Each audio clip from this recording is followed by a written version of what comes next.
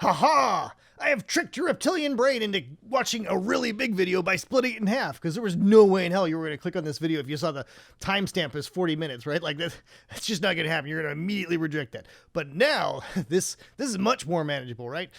Even though this is just the same video, I've cut it right in half, and it's going to start a little abruptly, but this half is where we get into the juicy bits. This is where I actually make the web scraping look a hell of a lot easier, and we start to use this data that we're pulling from the web. And then at the end of the video, I do my very first reader question. So that's awesome. Look forward to it. Let's get into it. So that was the whole point of all of that, right? We searched, we found, we got exactly what we wanted, and now we're going to be able to just pull that page. So our search IMDb function is returning this. And let's just call this link for now. And let's make sure that this is actually a usable link, because sometimes on some pages it's not going to find this. It's going to have like no results, or it's going to screw up in some way. I mean, it's a given. It's going to screw up at some point. So let's make sure that our code is handling that by asking if link is none, and we just return. We don't try to do anything with it. Otherwise, it's going to keep on doing stuff with as this code progresses. So the next thing we want our code to do is check rating. And for that, we're just going to give it this link. So now we'll make a check rating link function. And here we'll make the URL. We'll use an F string here. Just http imdb.com, and here we'll plug in that link, because this is as good. That's a link right there. Let's print it. You'll see we have a usable link. So now it's taking us right into the movie, so we get all the details in one place. And the fuck is this? I've been working on this for a while now, and I just realized what unplanned was implying. This is a shit movie. It looks like this is probably some sort of Christian propaganda or something. So our Romanian friends don't give a shit about American politics and nonsense like this, right? Like we don't want to talk to our Romanian friends about this at all. So this is actually a great example. This is a terrible movie we don't want to talk about. So we want to get this page, because we've got the working link now. We know exactly which page to go to, and we want to pull this number out of that. And you've seen how we do this. It's going to be super easy. Like, I know that at this point in the video, it seems like we've been doing a lot of stuff and it's all complicated and shit, but it's really not. Like, it's as simple as saying,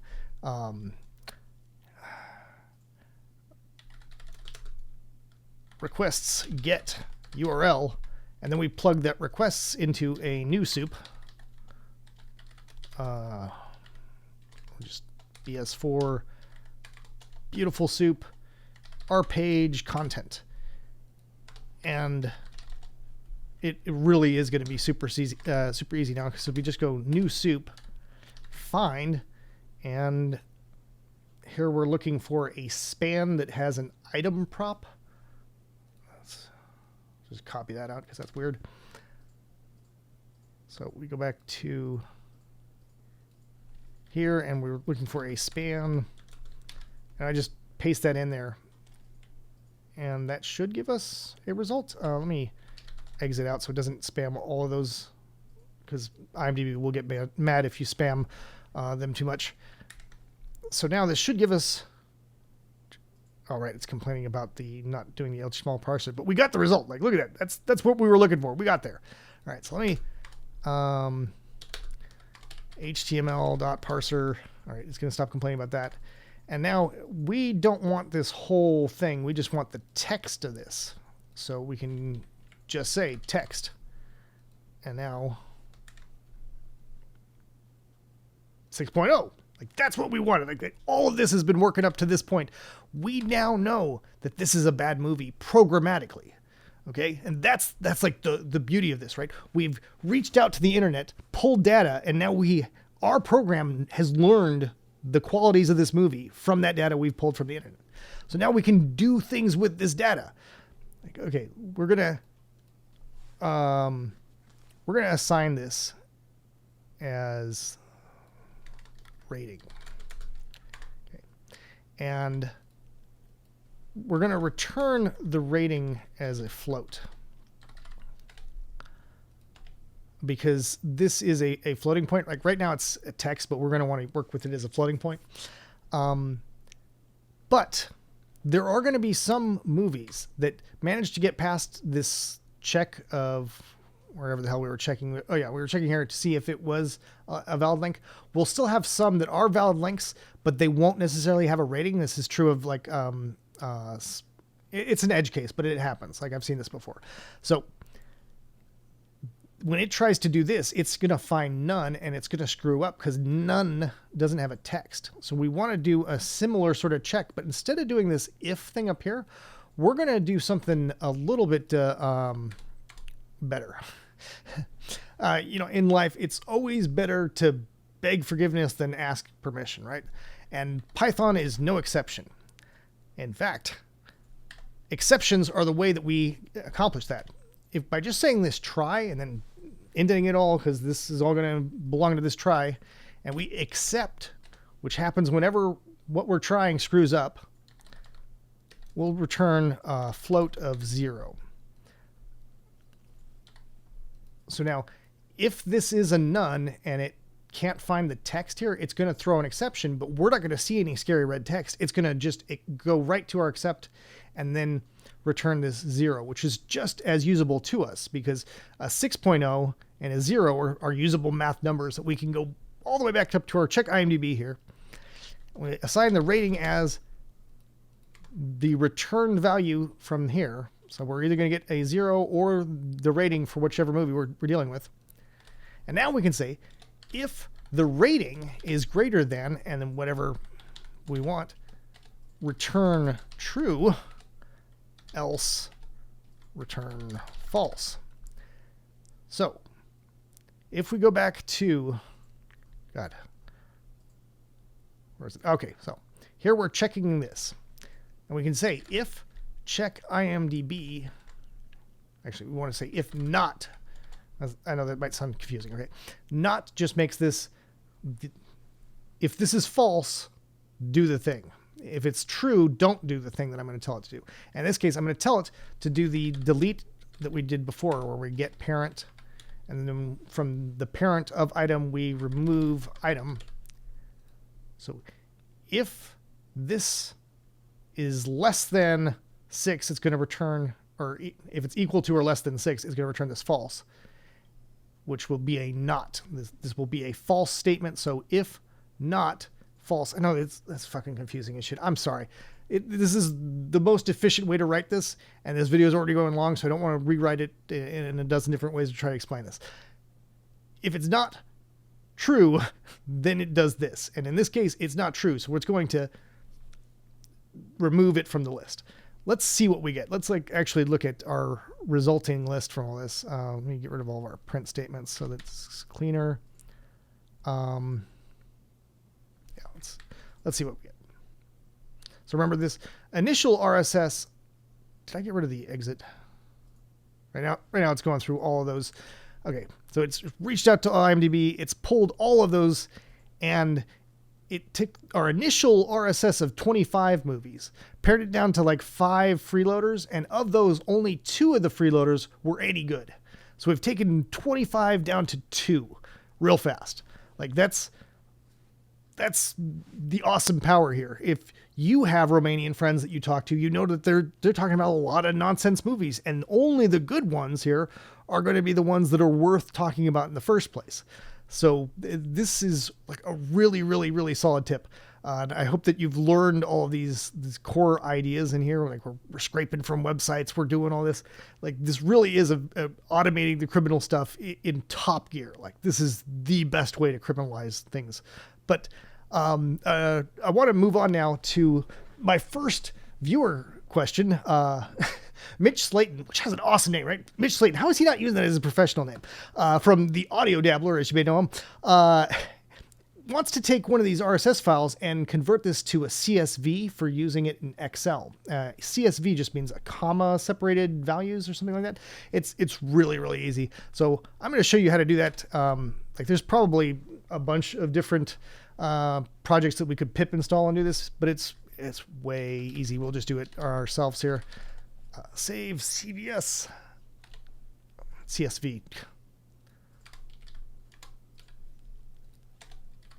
All right, so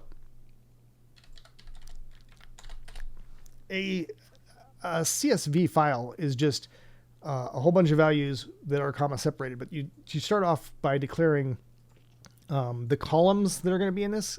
Like, in a spreadsheet, you've got columns and rows. So we have to define the name of the columns first. So let's say that we're taking, in this case,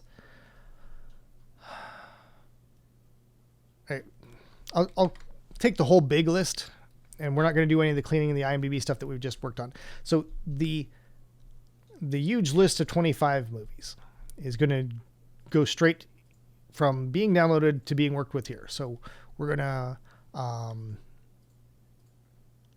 with open, and here we're going to say my new CSV, and here we're going to write, but we're not going to use a bytes object because we're actually going to be using just regular strings here as my CSV. And the very first line to this needs to be us declaring what our columns are going to be. So my CSV write. Let's just get the title and the link. So that's literally all we're putting in this first line. Is we're saying that we're going to have one column that's title and one column that's link.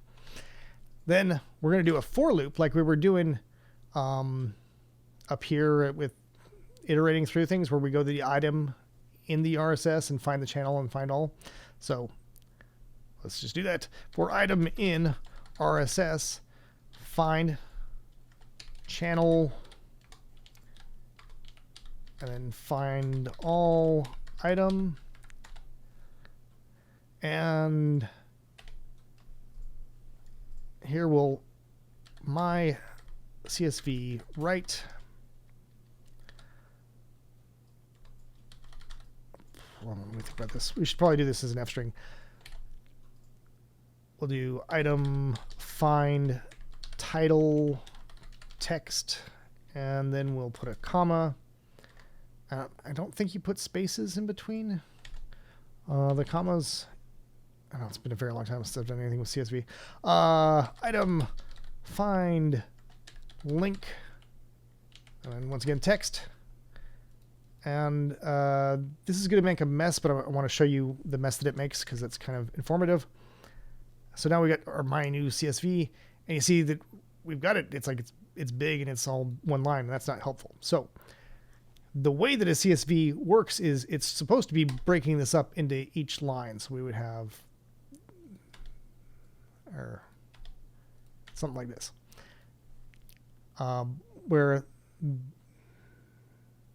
this comma right here is where it's separating the data points. Okay, so to get back to our code here, we can easily create that by just doing this /n, and it's going to make a new line every time it's iterating through this, which is why I want to do this here, where it's doing this iteration of every single one of these items. And I don't want to put it here because then that would create another new line on top of that. So this should create a very clean looking CSV file. And it does. In fact, it's so clean, we can actually take this and upload. This will work in Excel.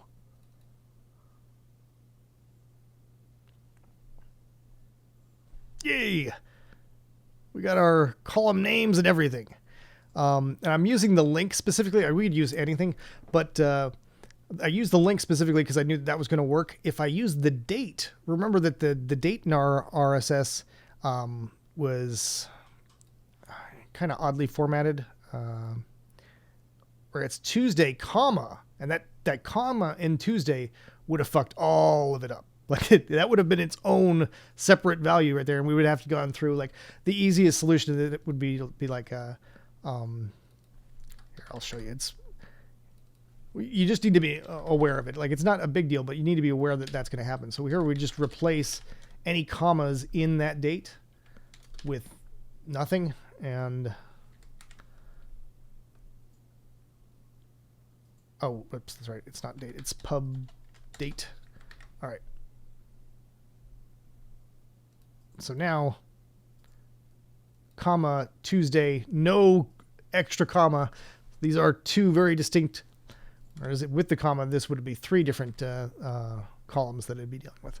I hope that that helps answer Mitch's question. And if you have any questions that are relevant to what we're working with, then please ask, and I will jump at the opportunity to help you out, because that's really fun. Like it doesn't hurt that Mitch also happens to be a patron of mine, and if you are a patron of mine, you will get priority. It doesn't matter which Patreon campaign you're patronizing me on. I do appreciate all my patrons on all of my campaigns, and I am happy to assist in any kind of coding situations as I can. So, take it easy, folks.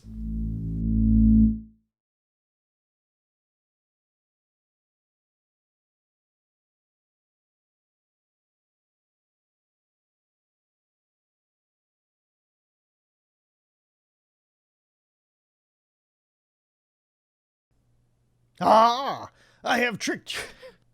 Ha! I have tricked your reptilian brain. I'm not getting that ha-ha right. Ha-ha!